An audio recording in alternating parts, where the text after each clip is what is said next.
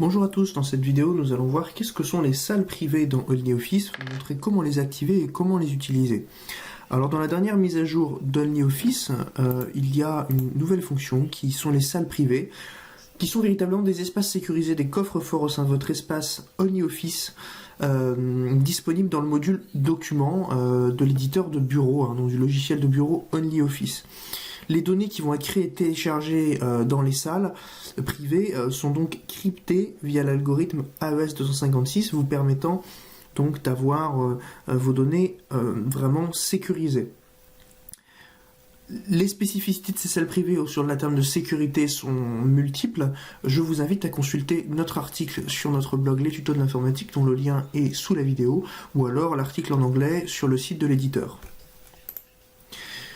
OnlyOffice propose ces salles privées exclusivement dans ses dernières versions, à partir de celles qui sont affichées sur l'écran. Je vous invite donc à faire les mises à jour nécessaires avant de commencer les démarches que nous allons vous montrer dans cette suite de la vidéo.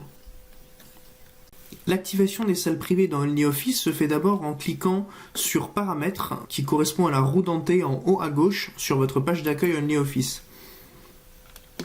Rendez-vous après dans le panneau de configuration en cliquant sur le bouton panneau de configuration à gauche. Pour activer les salles privées, il faut vous rendre dans Paramètres du portail et dans Salles privées.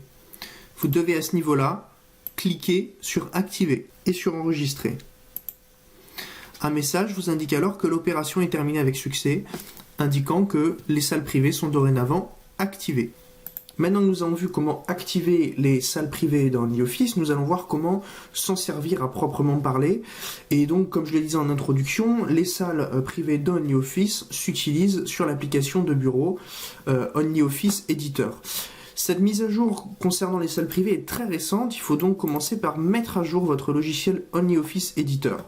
Pour cela, rendez-vous dans À propos et cliquez sur Chercher les mises à jour.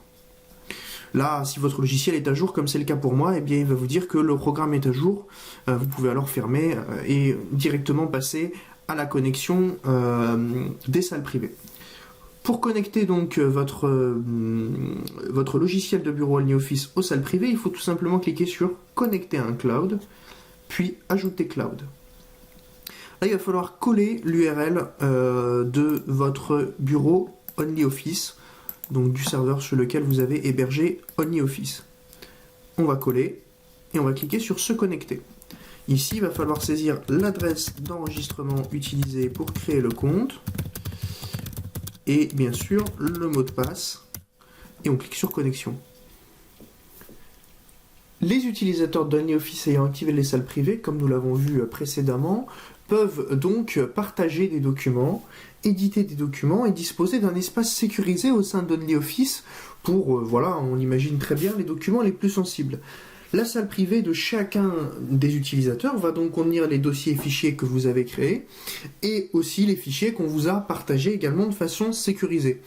Vous pouvez donc créer, une fois rentré dans la salle privée, eh bien, des documents, des classeurs, des présentations et aussi des dossiers de façon tout à fait normale. Ces documents ont cependant des caractéristiques particulières concernant leur modification et leur édition. Vous avez un tableau récapitulatif des spécificités des documents et des dossiers que vous allez partager dans les salles privées qui est disponible soit sur le site d'OnlyOffice en anglais ou alors sur l'article du blog en français. Les liens sont dans tous les cas sous la vidéo. Donc pour créer un document dans une salle privée, tout simplement on va cliquer sur Plus documents, donner le nom du document, comme dans OnlyOffice habituellement, voilà. Et ce document va donc être créé et chiffré automatiquement. Donc on va attendre un peu que ça se charge, vous voyez que c'est exactement le OnlyOffice que vous avez l'habitude de connaître, On l'utilise exactement de la même façon, c'est juste sur le partage et sur la façon de l'utiliser que ça va être différent. Tous les documents, une fois créés ou téléchargés, sont cryptés et sont donc marqués de l'icône cryptée dans la liste des fichiers, comme vous allez pouvoir le voir quand on va revenir sur la page d'accueil des salles privées. Voilà, vous avez le petit icône ici qui signifie qu'il est crypté.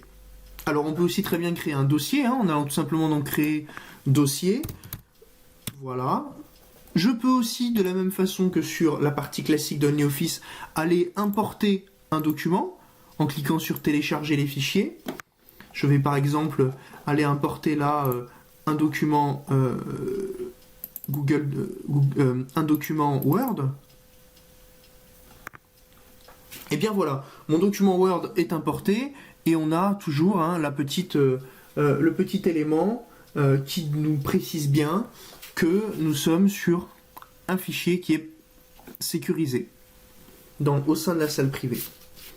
Donc voilà pour le fonctionnement global de la salle privée. Nous allons maintenant voir comment fonctionne le partage et la coédition des documents dans la salle privée, puisque bien sûr l'intérêt d'OnlyOffice et sa grande force, on l'a évoqué dès le début, c'est d'être très efficace sur la collaboration. Et bien la salle privée permet bien entendu de le faire. Voyons comment partager un document très rapidement. Et bien tout simplement, vous avez vu qu'au bout de la ligne, on a ici un bouton partager qui va nous permettre d'ajouter des utilisateurs avec qui on va pouvoir partager des fichiers. Donc on va cliquer sur ajouter et on va pouvoir sélectionner la personne qu'on veut ajouter.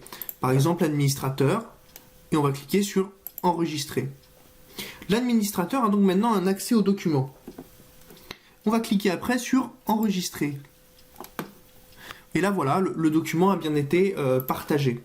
Si vous décidez par la suite de ne plus partager ce document et donc de bloquer l'accès à l'utilisateur en question, eh bien, il vous faut tout simplement vous rendre dans Partager et passer de accès complet tout simplement à accès interdit et à cliquer sur enregistrer. Alors on peut décider ou non d'envoyer une notification et de personnaliser le message qu'on envoie à notre collaborateur, mais bon là je vais choisir de ne pas le faire et je vais cliquer sur enregistrer.